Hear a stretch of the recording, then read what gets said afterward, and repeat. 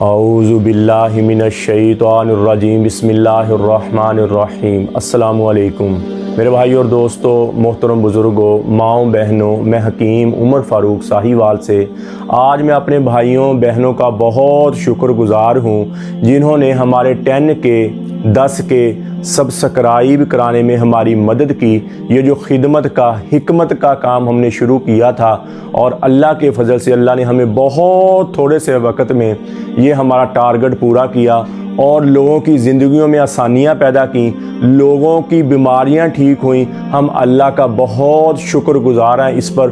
और लोगों से दुआ की अपील, बहन भाइयों से दुआ की अपील है कि अल्लाह ये खिदमत का काम मुझसे लेता रहे और मैं मरते दम तक ये खिदमत का काम करता रहूँ। वमा अलैना इल्लल बलागुल मुबीन। अस्सलामु अलैकुम।